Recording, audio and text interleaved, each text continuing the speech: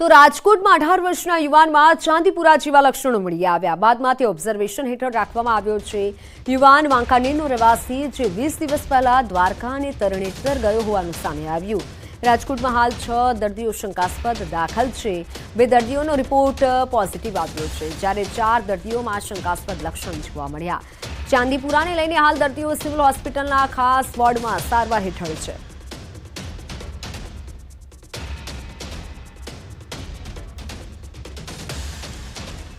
Rajkot civil હોસ્પિટલમાં વધુ એક જે ચાંદીપુરા વાયરસ છે તેમનો શંકાસ્પદ કેસ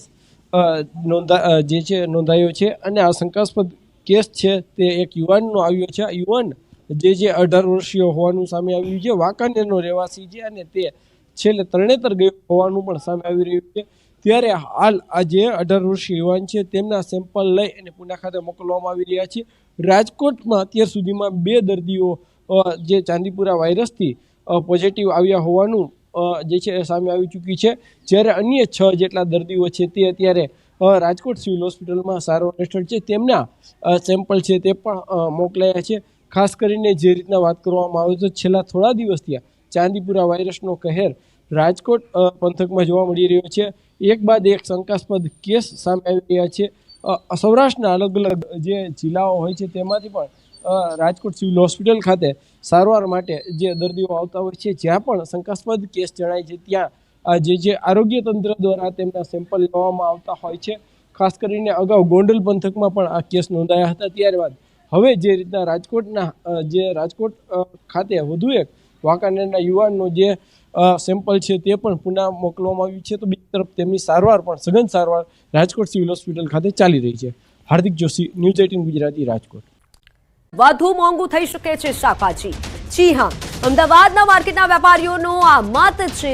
વેપારીઓના મતે શાકભાજીની માંગ વધુ છે અને આવક ઓછી છે। વળી વરસાદના કારણે સ્થાનિક શાકભાજી પછી અન્ય રાજ્યોમાંથી આવતી શાકભાજી એક દિવસ બાદ પણ આવવાના કારણે અને બગડી જવાના કારણે વેપારીઓમાં નારાજગી છે। વેપારીઓના મતે શાકભાજીની માંગ વધતા અન્ય રાજ્યોમાંથી આવતા માલમાં ટ્રાન્સપોર્ટેશન ખર્ચ પણ વધી જાય છે જેના કારણે હજુ પણ શાકભાજીના ભાવ વધી શકે છે। જો વરસાદી માહોલમાં ઉઘાડ આવે અને કોરું નીકળે તો ફરી ભાવ પાછા ઓછા પણ થઈ શકે છે। જોકે છેલ્લા ઘણા મહિનાથી શાકભાજીના ભાવ નીચે આવતા નથી। 100 રૂપિયાની આસપાસ ભાવ રહે છે જેના કારણે સામાન્ય લોકોને શાકભાજી લેવું મોંઘું પડી રહ્યું છે। જોકે હોલસેલમાં ભાવ વધુ છે અને જેથી રિટેલ માર્કેટમાં પણ શાકભાજીના ભાવ આસમાને પહોંચી રહ્યા છે।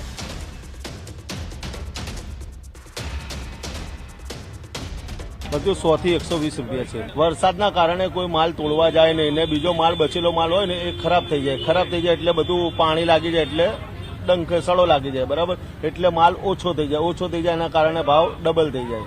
ભાવ વધવાના છે હવે હજુ ભાવ વધવાના છે। ચોળી 200 રૂપિયા છે, વટાણા 200 રૂપિયા છે, ગવાર કિલોડા ભીંડા બધું 120-100 રૂપિયા ચાલે છે। રાજ્યમાં ભારે વરસાદના કારણે જીવન જરૂરિયાતની વસ્તુઓના ભાવ આસમાને પહોંચ્યા છે। લીલા શાકભાજીના ભાવમાં વધારો થતાં ગૃહિણીઓના બજેટ ઉપર અસર થઈ છે। ડ્રાય ફ્રૂટ એટલે કે કાજુ બદામના ભાવ હાલ લીલા શાકભાજીના ભાવ થઈ ગયા છે। ટમેટા, બટાકા, ગવારના ભાવ 100 રૂપિયા સુધી પહોંચતા સામાન્ય માણસને શાકભાજી શું ખાવી તે એક મોટો સવાલ છે। ખાસ કરી અને ટામેટાના ભાવ પણ ભારે અસર વરસાદની પડી છે। દરેક શાકભાજીમાં ટામેટાની જરૂર પડે છે અને તેના છૂટક ભાવ પણ 100 રૂપિયાને આંબી ગયા છે। હોલસેલના ભાવ 70 થી 80 રૂપિયા છે। મહારાષ્ટ્ર અને કર્ણાટકમાંથી આવતા ટામેટામાં ટ્રાન્સપોર્ટેશન ખર્ચ વધી જવાના કારણે સ્થાનિક બજારમાં ઊંચા ભાવે શાકભાજી વેચાઈ રહી છે। દક્ષિણ ભારતમાં પડેલા વરસાદની સીધી અસર ગુજરાતમાં શાકભાજીના ભાવ પર પડી રહી છે।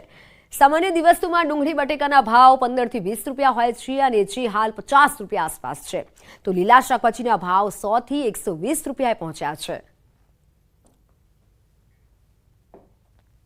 અત્યારે ચોમાસાના કારણે એટલા જ ઉચકેલા ભાવ એ માટે રહે છે કે બગાડ થાય છે।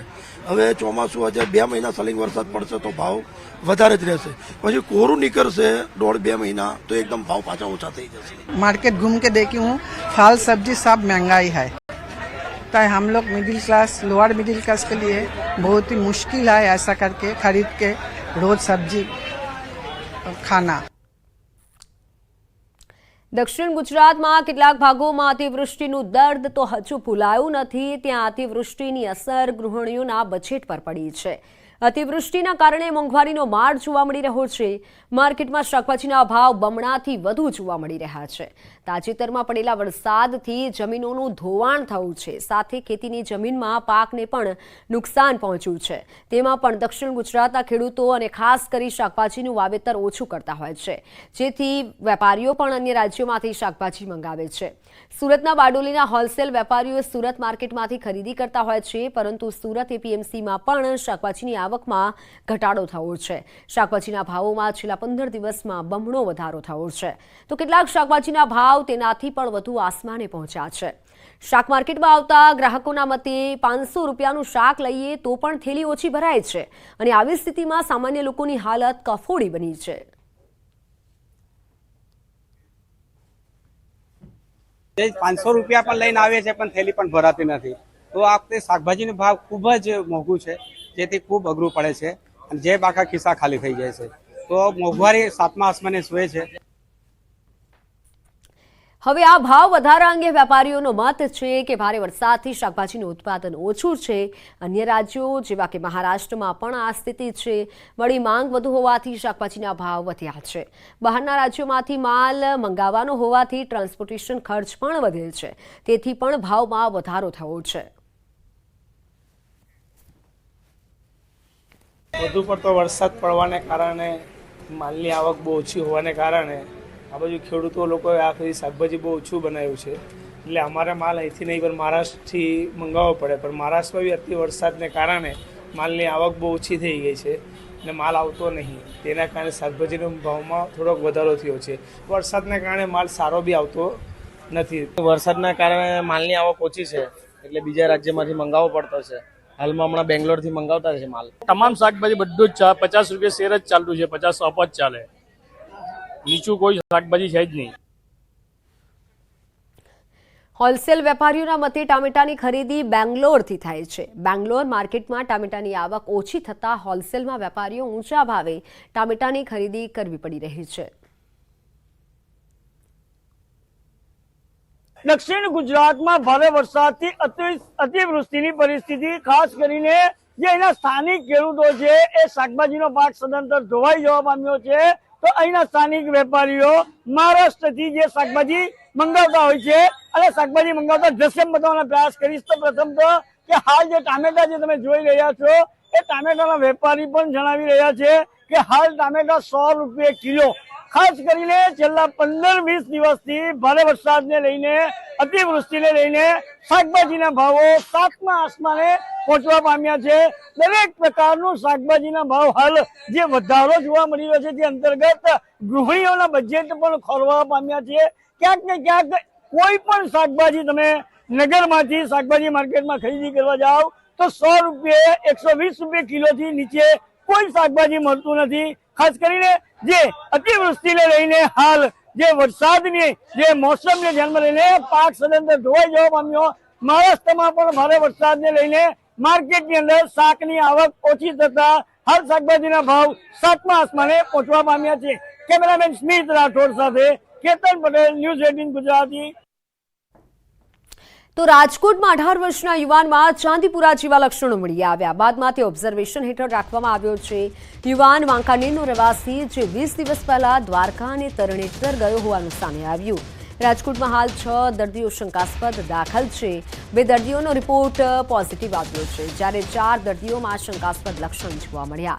ચાંદીપુરાને લઈને હાલ દર્દીઓ સિવિલ હોસ્પિટલના ખાસ વોર્ડમાં સારવાર હેઠળ છે.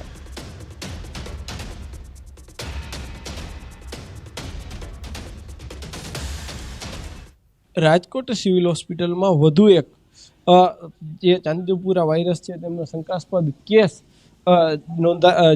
નોંધાયો છે. અને આ શંકાસ્પદ કેસ છે તે એક યુવાનનો આવ્યો છે. આ યુવાન જે 18 વર્ષીય હોવાનું સામે આવ્યું છે. વાંકાનેરનો રહેવાસી છે અને તે છેલ્લે તરણેતર ગયો હોવાનું પણ સામે આવી રહ્યું છે. ત્યારે હાલ આ જે 18 વર્ષીય યુવાન છે તેમના સેમ્પલ લઈ અને પુના ખાતે મોકલવામાં આવી રહ્યા છે.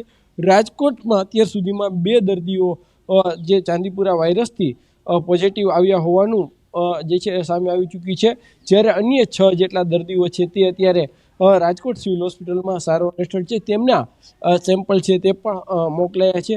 ખાસ કરીને જે રીતના વાત કરવામાં આવે તો છેલ્લા થોડા દિવસથી ચાંદીપુરા વાયરસનો કહેર રાજકોટ પંથકમાં જોવા મળી રહ્યો છે.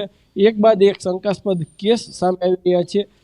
સૌરાષ્ટ્રના અલગ અલગ જે જિલ્લાઓ હોય છે તેમાંથી પણ રાજકોટ સિવિલ હોસ્પિટલ ખાતે સારવાર માટે જે દર્દીઓ આવતા હોય છે, જ્યાં પણ શંકાસ્પદ કેસ જણાય છે ત્યાં જે આરોગ્ય તંત્ર દ્વારા તેમના સેમ્પલ લેવામાં આવતા હોય છે.